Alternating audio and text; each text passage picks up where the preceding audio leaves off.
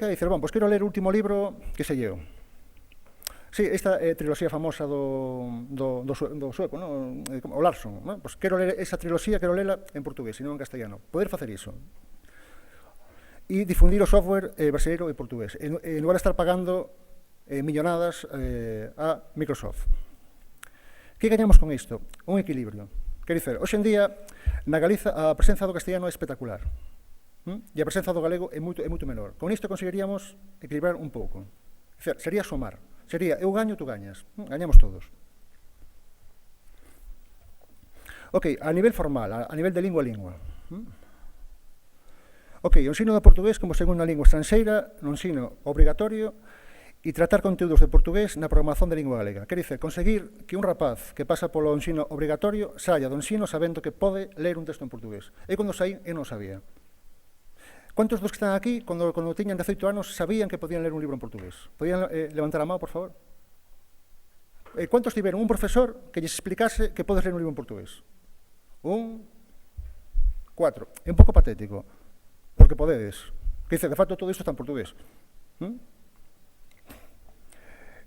Mais, facer lexicografías baseadas no portugués e non baseadas quer en inventos ou quer no capricho de cada lexicógrafo. E promoción social de aprendizaxe de portugués. Vamos ver se o meu camarada do vídeo. Ok. Vamos mostrar unha cousa que están a facer en Extremadura. Cuando me planteé estudiar otra lengua extranjera además del inglés, todavía iba al instituto. Estuve dándole vueltas y al final empecé con el portugués. Cuando comencé a trabajar como losa, reparei que o portugués ia ser moito útil, porque tiñamos moitos clientes portugueses. Depois montei o meu propio negocio e procurei empregados que pudesen atender en portugués. Foi un suceso. Esta é a porta da miña segunda loja. Aprende portugués. Te abrirá muchas puertas. Ok.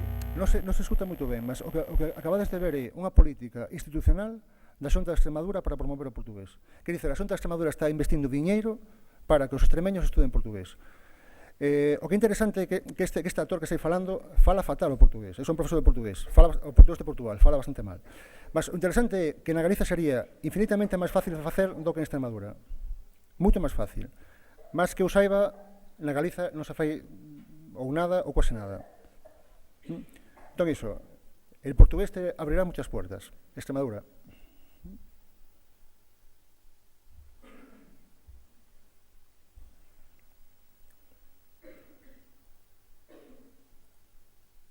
Ok, que conseguimos con isto? Conseguimos ter unha bola diferente da de antes, unha bola do portugués.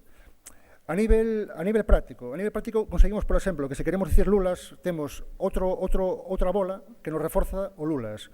Que queremos que unha serie de estruturas como infinitivo flexionado, o futuro de subxuntivo, que son estruturas que prácticamente están mortas, co portugués conseguimos reforzalas. Quer dizer, a nivel lingüístico, basicamente falaríamos un mellor galego, basicamente. Insisto, para além de que cada persoa despois pense o que quixer sobre o tema ese, se son linguas iguais ou diferentes, para além diso, falaríamos mellor.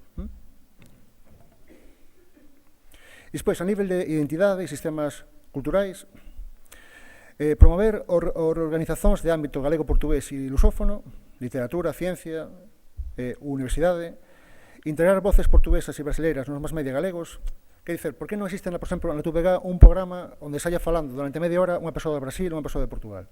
Iso conseguiría que o persoal abrise os ouvidos e, sobre todo, abrise a mente, e que se dese conta de que é accesible.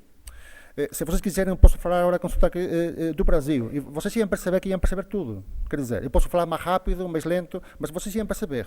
Qual é o problema? A maioria do pessoal quase nunca ouviu falar uma pessoa do Brasil melhor a seguida. Quantas pessoas que estão aqui falaram alguma vez com uma pessoa do Brasil? Durante meia hora. Levantem a mão. Aqui bom. Ok, 10, 11 pessoas. Está bem, está certo. Ok. Mais... E promoción e intercambio na industria cultural. Todo o que se faga neste sentido estaría super ben. Que se consegue con isto? Unir galego e portugués no mesmo sistema, moito máis útil. Ok, e xa para acabar, un pouco de humor.